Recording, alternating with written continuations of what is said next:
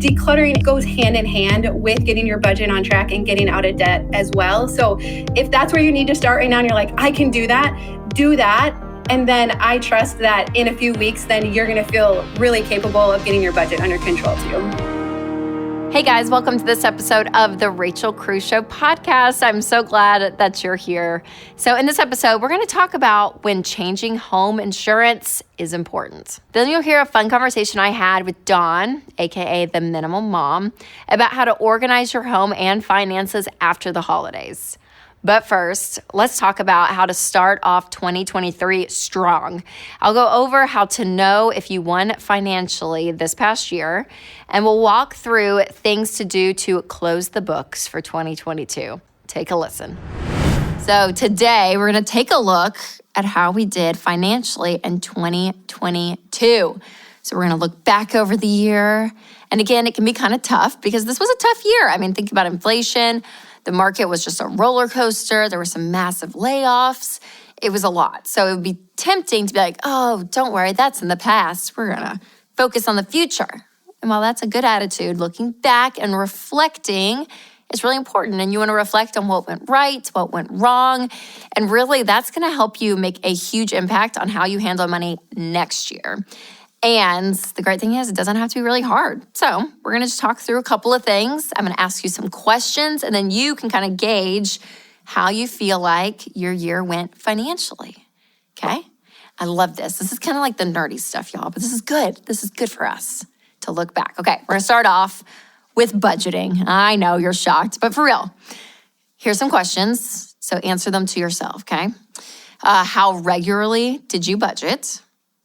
Did you keep track of your monthly budgets? So did you again, say, okay, this was last month's budget and the year and the month before and before and before? Did you do you have a record of what each budget was each month? Did you make a budget each month? Did you track your expenses in your budgets? So how did you do overall? Because I would really suggest going back to your budgets if you still have them and look for areas that you consistently overspent so you can think through next year, okay, do we need to cut back? Do we need to up that category and lower it, again, to make your budget a little bit easier? If you're married, did you and your spouse have a budget meeting every month? Did you guys talk about it? How did those meetings go? Maybe a little rough for the first few, but did it get better? Do you feel like your communication got better? Okay, so once you've answered those questions, then you can really look ahead and say, okay, what needs to change in my budget next year? Maybe you feel like you're in a good spot and you're like, nope, I'm doing it and it's working and it's great. And some of you are like, nope, that keeps popping up. I got to change that, which is good. So again, going back and looking. All right, the next area I want you to look at is your insurance. Do you have the right insurance? Did you get the right amount of insurance, especially in 2022, that's going to take you into next year? So this might be kind of simple. It might sound simple. But again, any kind of accident or emergency can totally throw off your financial goals if you're not insured enough or have the right type of insurance. So the insurance that I recommend that everyone needs is homeowners insurance. If you're renting, renter's insurance, auto, term life insurance, especially if you're married or you have dependents, health insurance, identity theft protection, long-term disability, and if you're 60 or older, long-term care insurance. Also, I recommend getting an umbrella policy if your net worth is higher than $500,000. So again, look back at the year and say, okay, how did those do? And again, do you need to make some changes? Is everything up to date? And how did your life change? If your home's value quadruple, like some people's, if you added another kid, if you got married, all of those things, those life changes could show you, okay, I need to make changes for 2023 in the realm of insurance. All right, another thing to look back on 2022 to see if you are winning with money is, did you give regularly? Yes, were you a giver? Now, for some people, this sounds counterintuitive because you're like, I have financial goals. I need to put my money towards these things. But listen, a big part of your financial plan has to be giving. Regardless of what baby step you're on, I want you to give a little so that you can give a lot. Because it's all about creating habits no matter where you are. And also it's just about your life. And if you didn't give a lot last year, if you look back and you're like, yeah, I didn't really give a lot, that's okay. You're not like a bad person. I'm not going to shame you. But I would say you don't experience a kind of life change that occurs only when you give. I mean, honestly, when you live your life with an open hand, things start to move. And we just want to have a tight grip and control everything we can control with our money. And sometimes that creates a heart that is closed. But when you open your hand, it's amazing. It can be an extension of your heart. You just learn to give more and serve more. And it's a beautiful thing. So if you didn't put that into practice in 2022, I highly suggest you do that for 2023. All right, up next, do you have a will? If you do, great job. And if you don't, you're a little behind, and that's okay. But the good news is it's really easy. It's actually one of the easiest things that you can take care of when it comes to your finances, that your loved ones will feel very taken care of by you. It's one of the easiest things to do. So make sure to check out Mama Bear Wills. You can create an online will that's legally binding without an attorney. They make it very easy, so make sure to do that. Next, taxes. Yeah, I know we don't want to start thinking about tax day, but it's coming, y'all. It is right around the corner. So if you have done some side hustle work in 2022, you got to prepare some of that for paying taxes in 2023 if you're behind. If you have taxes withheld from your paycheck, or if not, did you make sure that you save for taxes on your own along the way? Again, if you are going to owe some money, I want you to make sure that you have that money saved as you're looking ahead to tax day. And I just want you to feel confident. I don't want any surprises to pop up. And so, for me, that's just a huge deal. Now, if your taxes are really simple, you can check out Ramsey's Smart Tax. It can help you, but if you have a little bit more of a complicated tax situation, you can definitely check out a tax advisor like a Ramsey Trusted ELP to help you kind of sift through and get what you need. Again, it's amazing to have people by your side, especially in something complicated like taxes. All right, next, I want you to look at your net worth and your money goals. So your net worth is what you own minus what you owe, and that is your net worth. So again, I think it's really fascinating to do some math and to kind of figure out heading into 2023, where do you stand? And if you're in the negative, if you owe more than what you have, than what you own, then maybe your goal for next year is to get a positive net worth. Maybe it's like, okay, we're going to get out of debt. We're going to work to save some money and get into maybe step 3 and save up an emergency fund, all of that. So your net worth, getting a positive net worth. If you didn't have that in 2022, maybe you work on it for 2023. Okay, money goals, last but not least. Yes, did you have any money goals? Think about, it just feels so far away. 2021, New Year's Eve of 2021, going into 2022, and you're like, my New Year's resolution is boo, or my money goal is boo, right there. Okay, did you have those? If so, how'd you do? What's your progress? Did you get off track? Did you have to pivot? Were they the right money goals for your life? Look back and say, okay, that goal setting, how did that go? Because I do want you to set some money goals for 2023. And again, the best goals are specific, measurable, they're your goals, and they're on paper or typed out, like you want them in front of you visually, and that helps. So having goals, it's so key. Again, financial goals, money goals, I love because I think there's so many great ones to have, whether it's to get out of debt or to build up an emergency fund or maybe start giving more, but have a money goal for 2023. And if you want some help with goals in general, you can check out our 2023 Ramsey Goal Planner. And it's great. The way it's laid out really helps you with your the financial part of your life, the relational and spiritual. And there is still some left. So click the link in the show notes to check that out. All right. So as you go back and kind of audit 2022, how'd you do? Some of you might be like, I killed it. I killed that year. Inflation didn't get me. I'm ahead of the game. Some of you are like, oh, I did terrible. But listen, either way, it's okay. That's a good place to be. Celebrate the wins, acknowledge the hard and maybe some failures, but it's all to look ahead. But the important thing is to have visibility. Some people just want to, put their head in the sand and be like, I don't want to look. But going back and reflecting is really important to start out a new year. The new year of 2023. Can y'all believe that? Can you believe it's coming up? It's just crazy. All right, make sure to share this with a friend who loves talking about the year. I'm that person. I'm always like, let's look back at our year. Let's look ahead. I think that stuff is so fun. So, you guys, thanks so much. I hope you had a great Christmas, a very Merry Christmas, and I hope you have a happy New Year.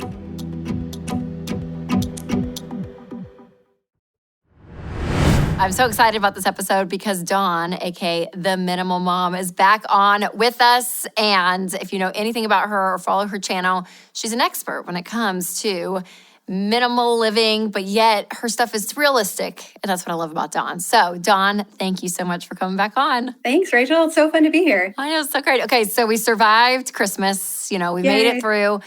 And so now it's like, okay, we have Christmas gifts. And if you have little kids, they've gotten Christmas gifts, maybe from friends and family and Santa and like all that's there. Your Christmas decor is probably still up, which I'm not mad at. I'm an after New Year's kind of person anyways. But man, it just feels like there's just stuff everywhere. So I want to know, when do you take down Christmas decorations and how do you organize them, Dawn? Because this is one thing I'm like, you can just like stuff it in a box, half open, half ripped in an attic, and you're like, I'll worry about it next year. Right. So we've already been taking it down. I'm a couple days after Christmas. I'm kind of ready to get the house back to normal.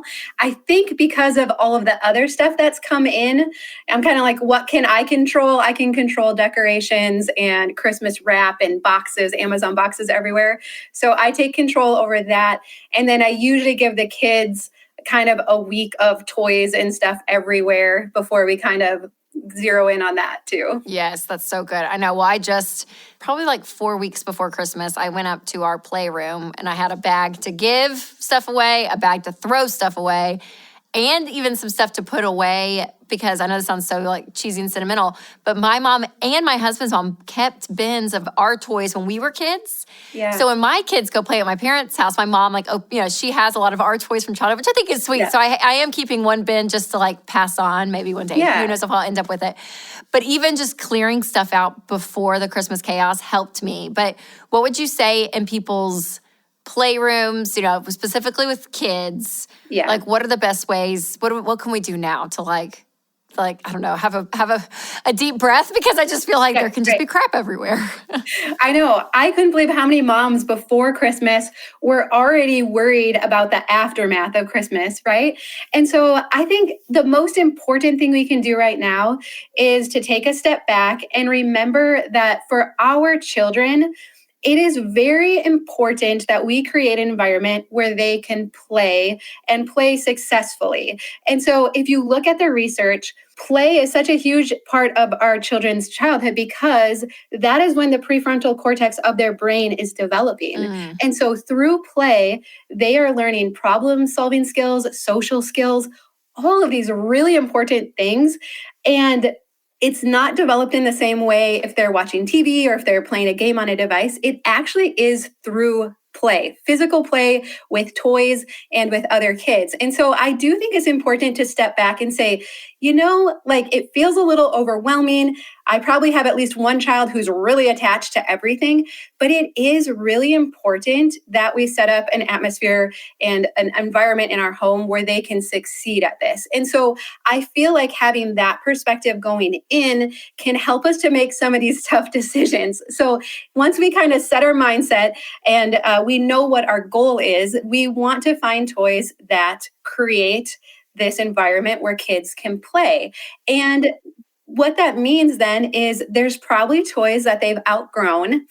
There's probably toys that we thought they would really like, and it could have even been a Christmas gift this year, and they're just not interested. They thought it was cool when they opened it up, and they have not gone back to it. And so we really have to kind of use our detective skills as moms to say, okay, what things engage them and what things don't. And it can be disheartening when it's the expensive Montessori toys or the educational toys that we thought that's what's gonna develop their brain, right? When it's actually usually the more open-ended stuff like blocks, Duplos, Magnetiles, a few baby dolls and trucks and that kind of thing. Okay, that's so good, because I think that does, sometimes for me, I can justify for whatever reason, keeping this, well, maybe, and just having some lanes for my mind to go down when I am sorting or figuring out, it's so helpful. So those guidelines, that's so helpful. And chances are, if they're not engaged with it now, nothing's going to change in the future. Sometimes we think, oh, maybe when they're a little older, or maybe on a snowy day, or something else. If they're not playing with it now, there's a pretty good chance they're not going to. But I also loved what you said, Rachel, about having like one container of like maybe like sentimental toys, or the goal is to pass them on. I hear from so many moms that we're more attached to the toys than their kids are. And I've gone through that too. There's been toys I've got my kids. I'm like, I would have loved to have this when I was, a child, and I've got it, and they couldn't care less. And so there are things that I might keep for myself, in a memory bin, or put in their memory bins, because they really did love it when they were little, but now they've outgrown it. And so we can set a few things aside for that, but have a container, have a limit. That's the goal of that container. And then the rest, let's pass on to other people that can make use of it. Yes. Oh, I love that. I know. And what's funny about that kind of stuff, like toys, just like fashion, I'm like, it cycles back every like 30 years. Because my mom has a whole thing of Polly Pockets. Like she has this, like this big, from when I was a kid, and my girls are like, these are the coolest Polly Pockets, because they have all of it. So it makes me laugh. And I'm like, man, who knows? Who knows what'll still come back? What will come back in style? Right. Yeah. I love it. Okay. So that's kind of with kids, gifts, playrooms, all of that. So in general, people have kids or not, what are things that you're looking around, okay, for the new year, here's some areas of your life that you could organize and really help your life. Both of our friend, Dr. John Zaloni, I know you know him as well. Yeah. He had this whole thing about like the amount of anxiety can even equate to the amount of clutter that we have. Like get rid of stuff. If your house is a mess, it's going to cause you to feel messy. I don't know. It was a post, and it was so well said. And I know we can all feel that. So heading into the new year, people have resolutions. They want to start new habits. So being the expert that you are in this area, what are ways that you're like, yes, 2023, think about this and this when it comes to organizing? So I actually hate the word organize, because I failed at it for so many years. And like, that's always our goal, I think, as women in our house, is we need to be organized, right? And I just sucked at it. Like, I was not good at organization. I could put it in place, but it never stayed that way, right? And so I was so hard on myself, because I'm like, Dawn, get it together. Like, what is wrong with you? And so what I've realized over the years is that every item in our home is inventory that we have to manage. We have to take care of it. We have to keep it dry, keep it from pests, keep it organized, not forget about it, use it before it expires.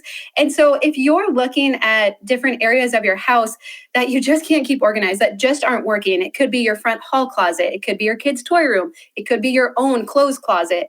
Usually, if we just can't get the organization to work, we're frustrated with ourselves, it's just because there's too much inventory in there. And this is good news, because there's nothing wrong with you. You're not messy or unorganized or even lazy. I would tell myself that. I'm like, oh, Dawn, you're just so lazy. It's Saturday. You should be organizing, not avoiding it, right?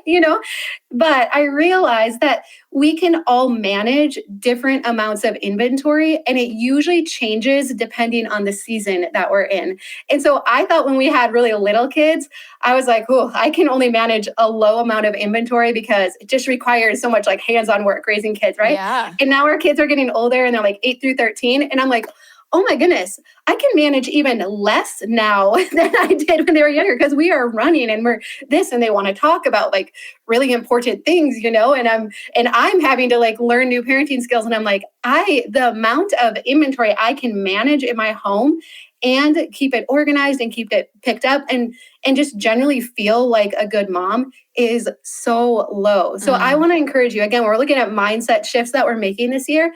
There's nothing wrong with you. If you're looking at these areas that consistently fail in your home, let's just look at how can we reduce the inventory in those areas.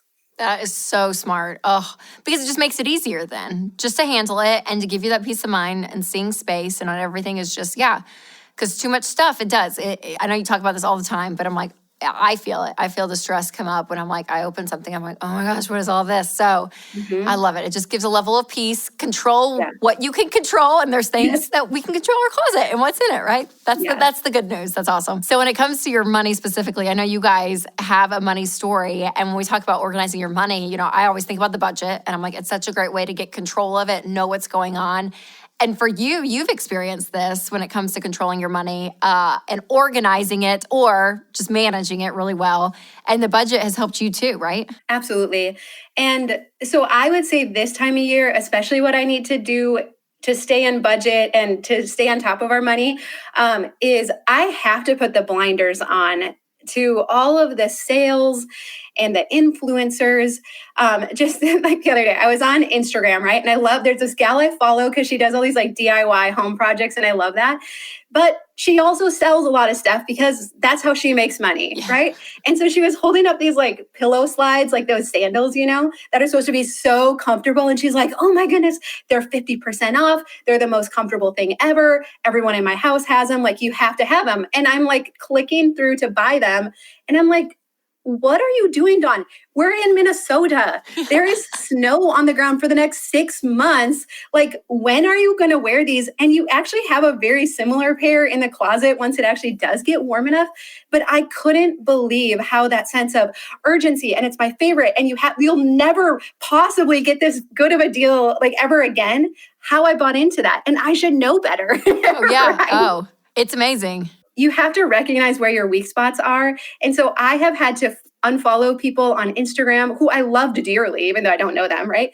I do pickup orders. Like, I rarely go into a store anymore because you just always have to have your guard up. Like, if you're going to go into Target right now and you're going to walk by the dollar spot, like, you better have good muscles right now to not impulse buy, right? Or to really have a good grip on what your budget is. Otherwise, if you're like me, it's like, I just have to stay away, because do you know what? If I didn't see her story on Instagram that day, I would have never known that I could have got pillow slides for 50% off and that I was missing out if I didn't get them, right? I wouldn't have even had that temptation if I would have just read a book. And I love, Rachel, your book recommendations. I've read so many of them now. Oh, I'm so glad. Yeah. But that's what I found. I'm like, I am weak. If I go on Instagram at 9:30 at night, I am going to make a poor buying decision. Like, it's just almost guaranteed. And so I'm like, Dawn, read a fiction book. You're going to be better off. You're going to feel more relaxed afterwards. Yes, and yes. like, put the blinders on right now. But mostly, if you are just feeling tired and just a little overwhelmed from everything we've just gone through, and maybe even just setting a budget right now feels daunting. Maybe you made some decisions over Christmas that you're not proud of. I do think that if you will continue to work on decluttering your home and simplifying your space around you so that we have a peaceful place to be, right? So where we can come home and we can let our guard down and we can make level decisions. So many have said that that process of decluttering also helps us to detach from the consumerism and that need to buy, because we realize that all these things we've bought in the past, they didn't really live up to what we thought they were going to. And that also helps us to make better buying decisions or not fall victim to these marketing campaigns anymore. So again, control what you can control right now. And so decluttering it just goes hand in hand with getting your budget on track and getting out of debt as well. So if that's where you need to start right now and you're like, I can do that, do that. And then I trust that in a few weeks, then you're going to feel really capable of getting your budget under control too. Yes, that's such a good point though, because when you're decluttering, you're like, oh wow, this and this and this and this and this and this and this and this and that I bought. You're like, but we all fall for it, right? I mean, I do it too. Yeah. So it is. It's so common. But I think going back to that truth, and what I do think is so great about your message and what's so encouraging is when you do have a place like your home or your apartment, your condo, wherever you are, that feels peaceful, it has to give you more margin mentally to be like, all right, let me like actually dive in and think through topics like my money or my marriage or what, my friendship, whatever it is. Like, it gives you the capacity, even the emotional capacity to tackle these subjects that may be really tough, just like money. So almost, declutter, guys, and then you'll be a great budgeter. That's what Dawn and I are saying. They go hand in hand. But it is. It's a huge process. And I think that decluttering, it does kind of help give a little bit of that margin in the mental space. And follow anyone you can in the debt-free community. I love that hashtag. There's so many gals that I follow on Instagram, and they're posting their numbers and what they're doing to get out of debt. So I unfollow the people that are selling me pillow slides and other things, right? And I follow these women that are on this same journey, and it is so inspiring. Like, the community around this is incredible and it's so encouraging. And so we need that, right? It's really hard to feel like you're doing something alone, but check out the hashtags and like follow other people on the same journey. And what I love to think about, Rachel, is that by this time next year, your life could be completely different with your house and with your money. And there is so much peace and freedom that comes from both. And so do whatever it takes because it is the most worthwhile things that you will ever do. Yes, 100%. Oh, I totally agree. And that's the encouraging thing is I'm like, you have the ability to do this. You know, if you're watching or listening, you know, that's what Dawn's saying. And that's what I believe about you is that you have the ability. You get to choose it. And so, yeah, you're not going to be perfect at it. We're still not perfect at our lanes of life, you know, whether it's money, you know, or decluttering or buying stuff that you may not need. Like, yeah, you're going to make mistakes, but man, you still have that option to do something about it. And that's so empowering to me. And I know you've seen people's stories just like me on the money side is, you know, people that go from a crazy cluttered house to actually making small steps a little bit at a time. And you look up and it's been 2 months and you think, oh, wow, I really did that. I really did get rid of all that stuff. Or I really am budgeting for the second month in a row. I can't believe it. So it's just a day at a time. But you guys, you can do it. So Dawn, thank you so much for the encouragement and the tips. Where can everyone check out all your stuff? We spend most of our time on YouTube. So if you search The Minimal Mom, we have over 600 videos to help you declutter. No matter what area of your house you need to declutter. So you can find us there or theminimalmom.com. I love it so much. Dawn, thank you. And thank you guys. Make sure to check out everything Dawn's doing to get that extra encouragement and inspiration because she is so fabulous at it. All right, I have a question for you. Do you love online shopping? If the answer is yes, I get you. This is so me. I love it, but if you love it as well, we have to be careful. It is so easy to get all comfy at home and scroll and swipe and spend. But if you've budgeted for your shopping, then just go for it. Just make sure that you're making your money go as far as possible. That is why I love shopping at Jane. They've got stylish clothes, accessories, home decor, and more for up to 65% off. Plus, Jane has new deals every day from thousands of small women-owned businesses and designer brands. So you've got to check it out, you guys. Go to jane.com/Rachel and save up to 65% today. So today, you're going to want to pay attention because we're going to talk about something that you don't want to forget about. It's very exciting. Are you ready? Homeowners insurance. That's right. This is like the best episode yet. Okay, listen, even if you have homeowners insurance, which if you're a homeowner, then you should, you can't have this like set it and forget it mindset. So you need to regularly make sure that it's up to date and that you're adequately protected. Otherwise, you could be at huge risk. Your home is your biggest investment, so you want to make sure that you do everything you can to protect that. So we're going to learn how and when to give your homeowner's insurance a checkup. So let's just do a recap of what home insurance is and how it works. So homeowner's insurance is financial protection for your home and personal belongings in case of accidents, fire, other disasters. So it's a way to avoid financial ruin, because it would ruin you if you don't have insurance, by really transferring the risk from you to an insurance company. And homeowners insurance also protects you from lawsuits due to accidents on your property. Think about like if your dog bites someone or they fall off your front step and, break their ankle and sue you, that kind of stuff, it's really exciting stuff. So here's how it works. By paying monthly premiums, you enter into a contract with your insurance carrier. And your insurance company then agrees to cover you in case of an accident, assuming that it's covered by your policy. And like many other insurances, you pay a certain amount out of pocket, aka your deductible, and then you're going to file a claim, and your insurance company then will pay any costs above that deductible up to the policy's limits. And even though it's not required by any state laws, you need homeowners insurance. And just FYI, if you're renting, you can have renter's insurance too, and you should get renter's insurance. It's really inexpensive. Okay, so having homeowners insurance is really that first step, but then you want to routinely check up on it. And why would you want to do that? because homeowners insurance amounts are based on your home's value at the time the policy was written. So you see where I'm going with this? Yeah, remember like the last 2 years how home values were like boop, boop, boop, boop, boop. Well, that means your home's value probably went boop, boop, boop. In fact, on average, homes are up 6.6% over last year. And sometimes in the world of life, maybe, I don't know, it goes back down, it goes up.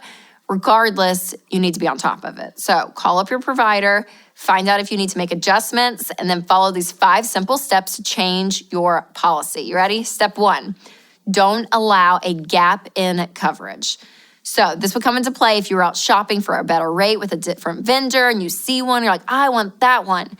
Don't cancel your current policy and allow some lapse in time until you've secured your new rate, okay? That would be terrible. That would literally probably be a nightmare. Like, I get a better rate over here. I'm gonna cancel mine and sign up for this one. And in the middle of you signing up for that one, getting paperwork, a tornado comes through and you're like, oh my gosh, I didn't have insurance because I was switching insurances. So again, do not allow a time lapse to occur. Step 2, ask how well your coverage reflects current prices. So homeowners policies typically last a year and renew annually. So if you're coming up on a renewal, then it's a great time to ask your agent or the company that sold you the policy for an estimate. Then you can find out if your coverage level matches your current value in the market from your home, and you need to adjust if necessary. And if it doesn't match, then you need to decide if you need less coverage, because then you would save more on premiums, which is great, or more coverage if your policy doesn't provide enough.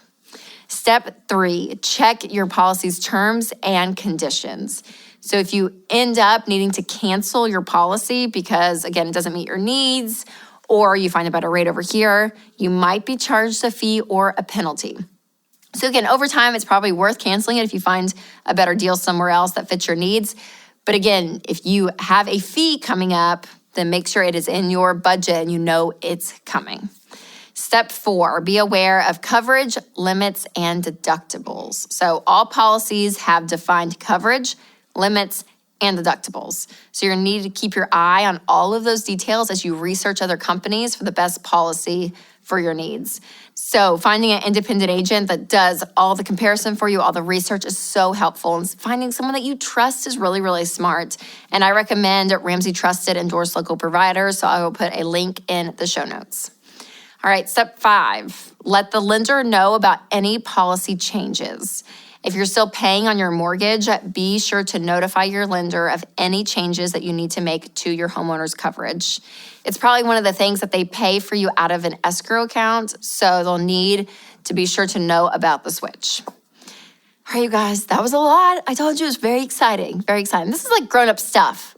Adulthood can be a tough hood to live in, but we are all in it together, and this is important stuff. So again, making sure that you're covered with your homeowner's insurance, because it is, for most people, it is the largest financial purchase and investment that you have over your lifetime. So you just want to be smart about it. So again, check out a Ramsey Trusted ELP if you need help in all the nitty-gritty details, and be smart about it. You guys got this. So hopefully I've inspired you to check up on your coverage. Now make sure to share this with a friend who you think may need it. So you're like, our home probably went up in value a lot. I'm gonna pass this on to help them out. That would be great. All right, you guys, hope that little pep talk helped you prepare for 2023. Bring on the new year, I can't wait. All right, I wanna thank Dawn so much for being on the show, and thank you guys so much for listening. If you have not subscribed to the podcast, make sure to hit that follow button, and if the spirit leads, you can leave a review. And as always, make sure to take control of your money and create a life you love.